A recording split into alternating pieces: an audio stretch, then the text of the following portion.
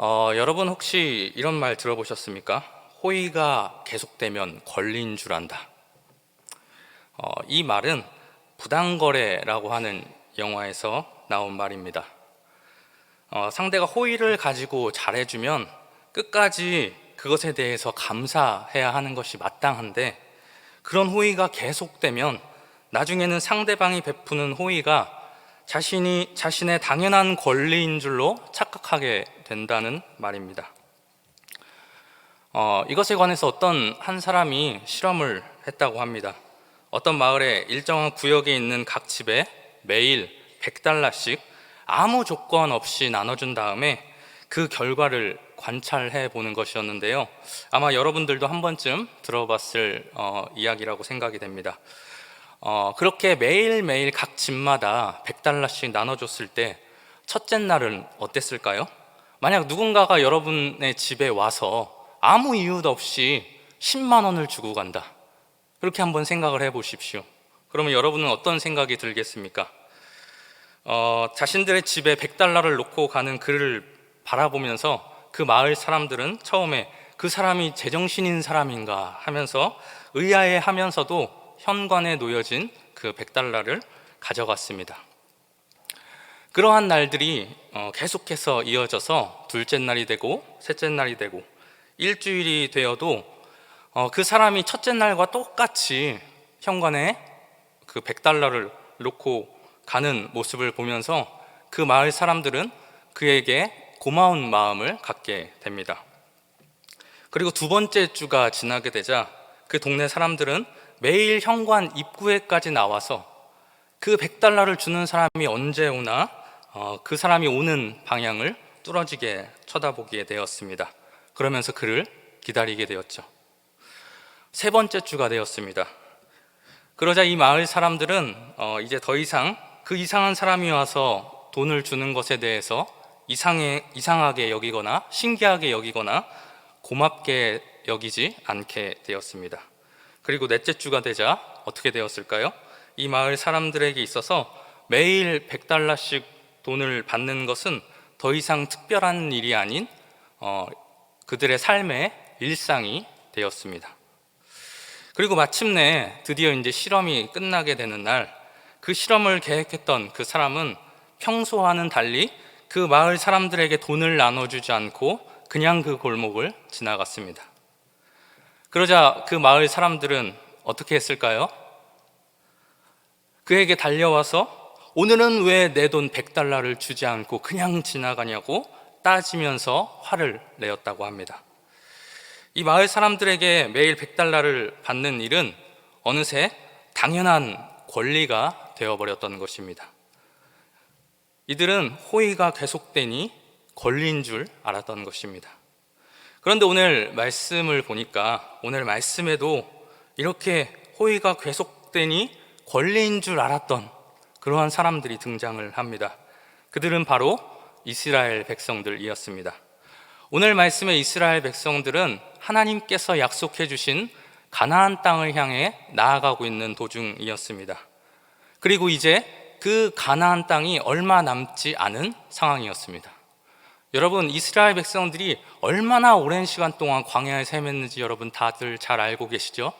그런데 이제 그러한 지긋지긋한 광야 생활을 마치고 이제 하나님께서 약속해 주신 그 약속의 땅에 이르기 얼마 남지 않은 상황에 이르게 되는 것입니다. 이제 왕의 대로라고 하는 잘 닦여진 그 도로만 지나면 이제 드디어 하나님께서 약속해 주신 땅에 머무르게 될 수 있었던 것입니다. 도착할 수 있었던 것입니다. 왕의 대로라는 그 길은 그 당시에 모든 물자들이 운반되어지는 그 당시에 아주 잘 닦여진 도로였습니다. 그렇게 이스라엘 백성들은 큰 기대를 가지고 있었죠. 우리의 이제 고생길은 끝났구나. 이제 저 편한 왕의 대로만 지나가게 되면 이제 우리는 가나안 땅에 이르게 될 것이다. 그러한 기대에 부풀어 올랐습니다. 게다가 그 왕의 대로라고 하는 그 길은 이스라엘의 형제라고도 할 수 있는 에돔이 다스리는 땅에 있었습니다. 여러분 잘 알고 계시죠? 이스라엘은 야곱의 후예였습니다. 그리고 에돔은 야곱의 형제였던 에서의 후예였습니다. 그러니까 이스라엘과 에돔은 형제지간인 나라인 것입니다. 그래서 모세는 형제 나라인 에돔의 왕에게 사신을 보내서 협조를 구하게 됩니다. 그들이 어떻게 협조를 구하게 되는지 우리 민수기 20장 17절 말씀을 우리 같이 한번 다 같이 읽어보도록 하겠습니다. 시작. 청하건대 우리에게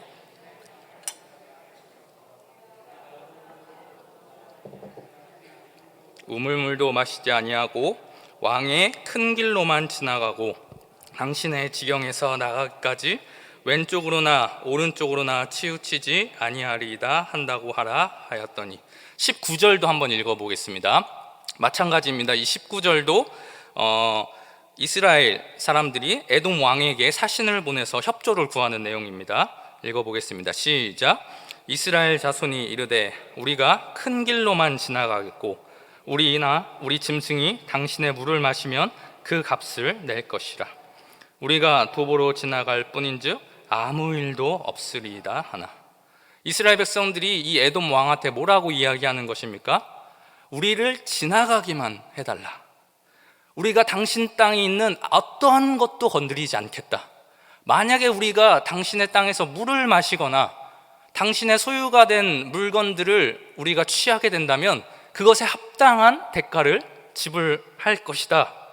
이렇게 협조를 구하는 것입니다. 하지만 이 에돔 왕은 이러한 이 이스라엘의 부탁을 어떻게 할까요?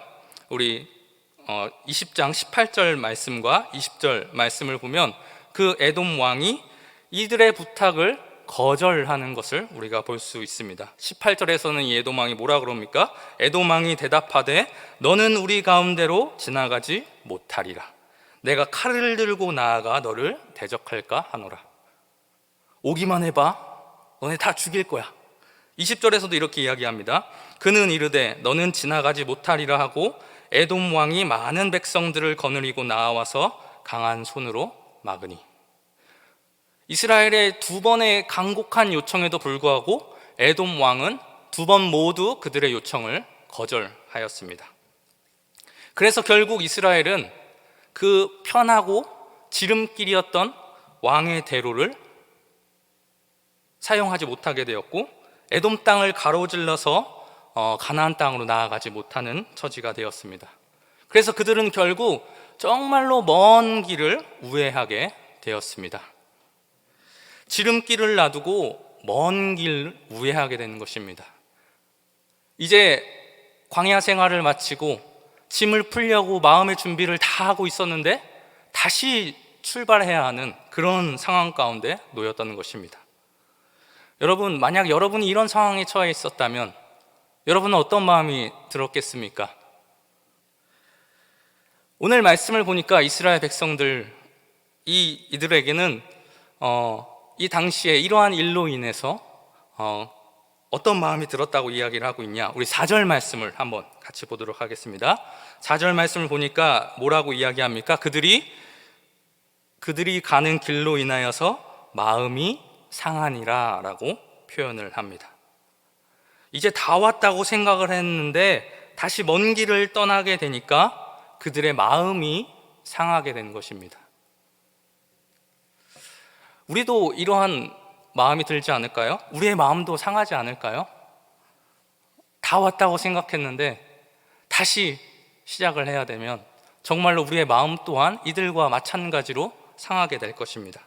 그런데 오늘 말씀을 보니까 이들은 마음이 상하는 것에서 그치지 않습니다.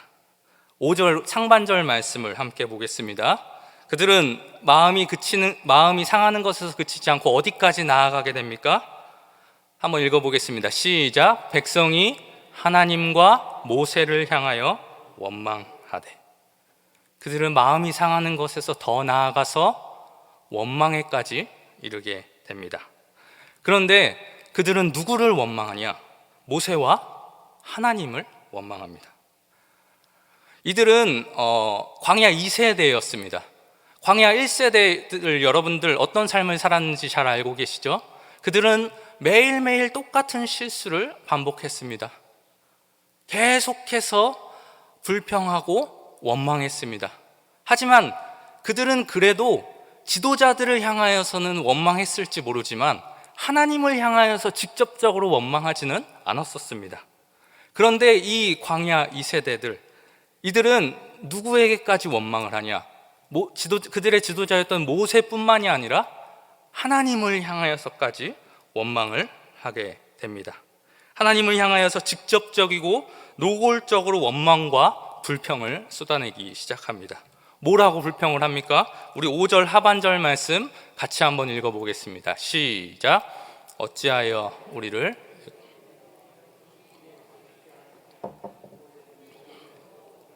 물도 없도다. 우리의 마음이 이 하찮은 음식을 싫어하노라 하매. 그들이 무엇에 대해서 불평을 하고 있습니까? 먹는 것에 대해서 불평을 하고 있습니다. 그런데 사실 여러분, 이 광야에서 하나님께서 그들을 아무도 한 사람도 죽이지 않았습니다. 굶어 죽게 내버려 두지 않으셨습니다. 목말라 죽게 내버려 두시지 않으셨습니다.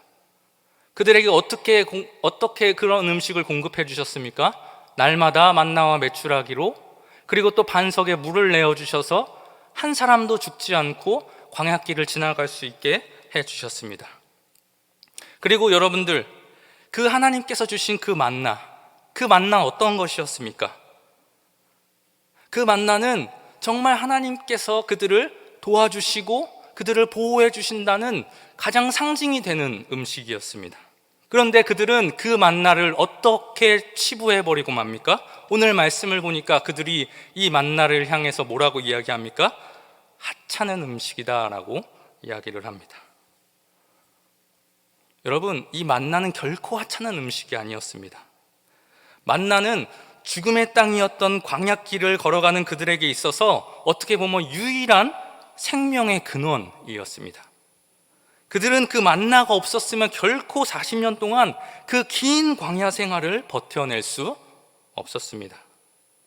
그렇기에 그들에게 있어서 만나는 하나님께서 그들을 돌보시고 지켜주신다는 상징으로서 그 어떤 음식보다도 귀하게 여기고 감사해야 하는 것이었습니다. 그런데 그들은 그런 하나님의 은혜를 잃어버리고 하나님을 원망하고 불평하는 죄를 짓게 됩니다. 그들의 앞세대가 그랬던 것과 똑같은 불평을 하게 됩니다. 그들의 앞세대가 했던 똑같은 실수를 하게 됩니다. 여러분, 우리는 이러한 이스라엘 백성들의 모습을 보면서 어떻게 생각을 합니까? 어쩜 이렇게 매번 똑같은 실수를 할까?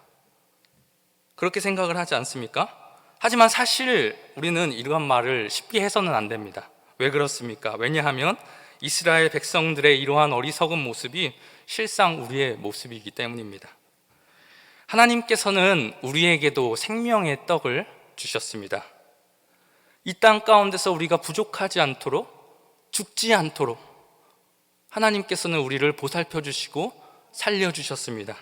요한복음 6장 48절부터 50절까지의 말씀을 한번 읽어보겠습니다. 예수님께서 자신에 대해서 뭐라고 말씀하시는지 한번 생각하면서 읽어보겠습니다. 시작.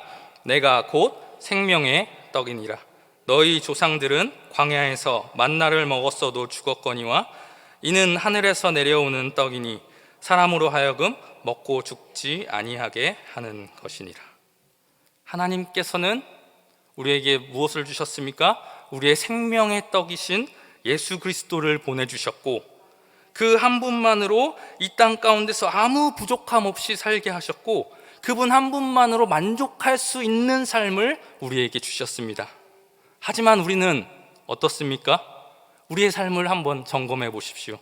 우리는 그 생명의 떡이신 그 예수님을 이스라엘 백성들과 마찬가지로 하찮은 것으로 여기고 예수님만으로 만족하지 못하고 세상에 눈을 돌려 세상의 물질과 권력과 성공을 탐하였습니다. 이러한 일에 대해서 그 누가 자신 있게 나는 아니다라고 말할 수 있겠습니까? 그렇기에 오늘 말씀의 이스라엘 백성들은 바로 우리의 모습이고 우리의 모습이 바로 오늘 말씀의 이스라엘 백성들의 모습이라고 할 수 있는 것입니다. 결국 하나님께서는 그렇게 하나님을 향해 원망과 불평의 마음을 품고 감사해야 하는데도 그 은혜를 잊어버렸던 그 이스라엘 백성들을 향해 심판을 내리시는데 어떠한 방법으로 그들을 심판하십니까?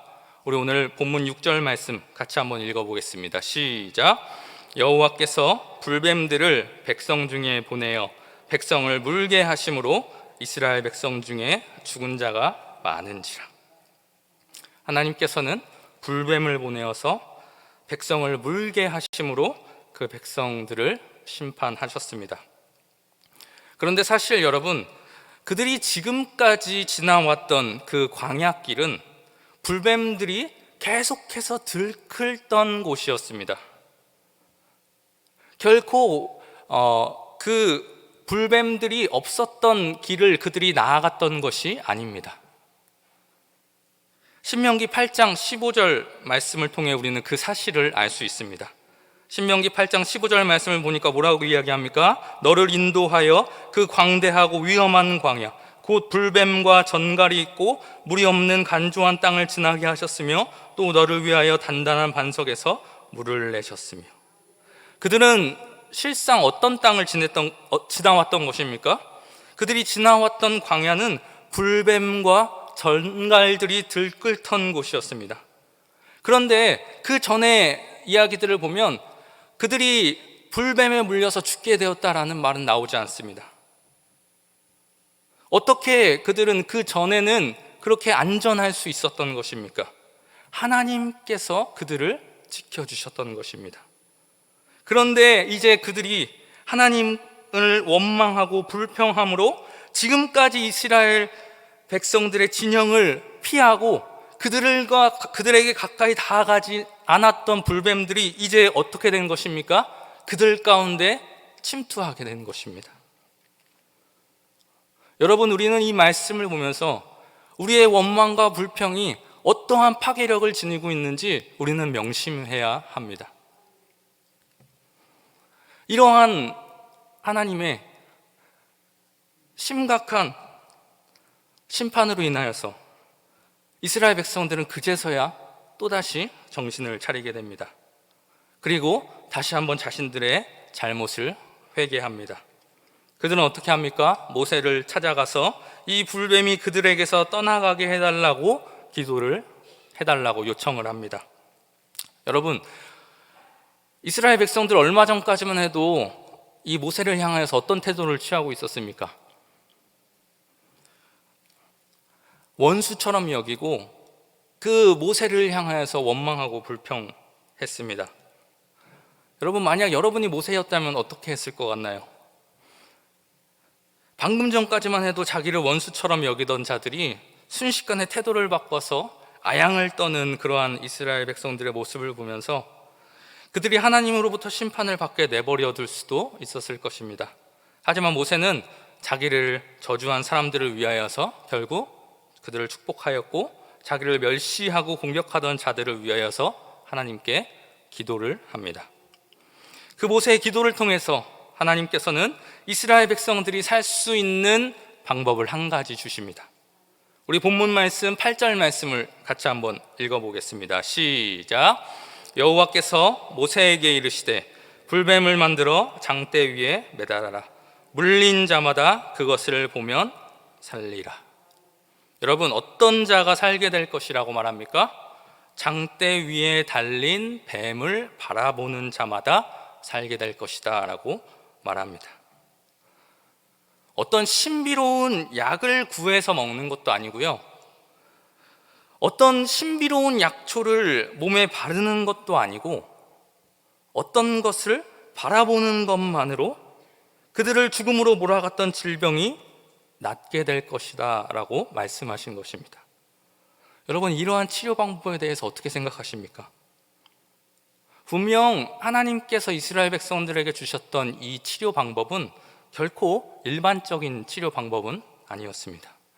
오늘날 뿐만이 아니라 그 당시에도 마찬가지로 그러한 치료 방법은 일반적인 치료 방법이 아니었습니다.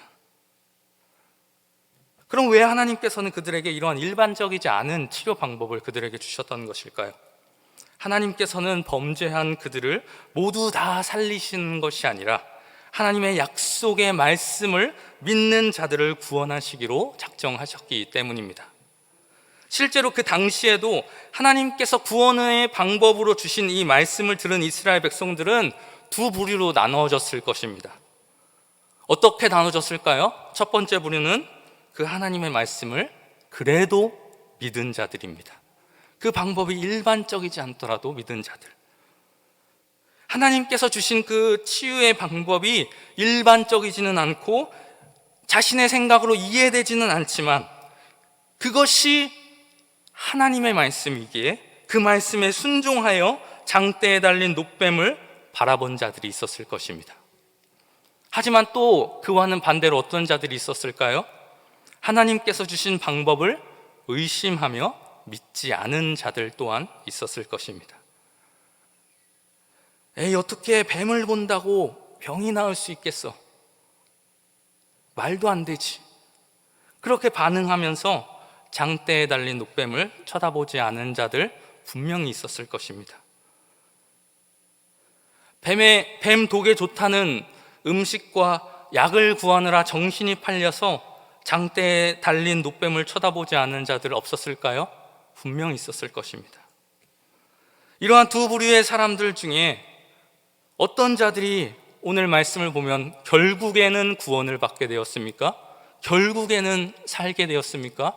결국에는 회복되었습니까? 9절 말씀을 보겠습니다. 모세가 놋뱀을 만들어 장대 위에 다니 뱀에게 물린 자가 놋뱀을 쳐다본 즉 살더라. 하나님의 말씀을 믿고 놋뱀을 쳐다본 자들은 모두 살았지만 끝까지 하나님의 말씀을 믿지 않고 자신의 생각을 따라가고 놋뱀을 쳐다보지 않은 자들은 결국 다 죽고 말았습니다.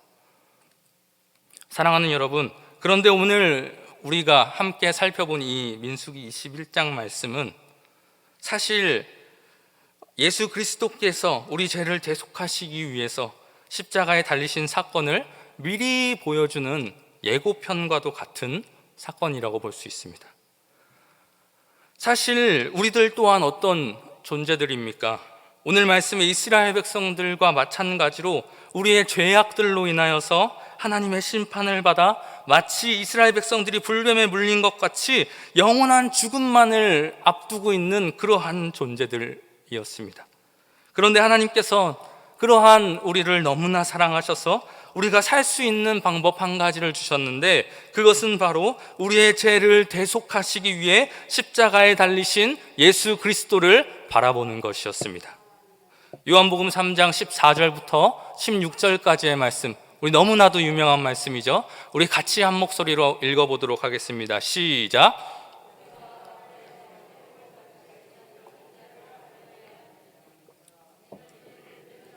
영생을 얻게 하려 하심이니라.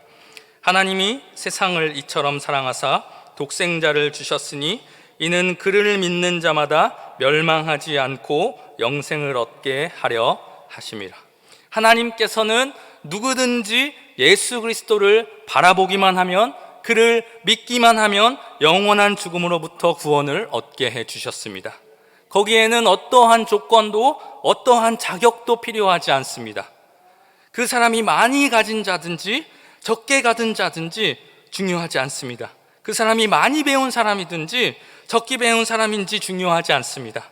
이 땅에서 도덕적으로 착하고 선한 일을 얼마나 많이 행했는지 중요하지 않습니다. 구원을 얻는 데 있어서 중요한 것은 그 사람이 십자가에 달린 예수 그리스도를 믿음으로 바라보았는가, 그렇지 않았는가입니다.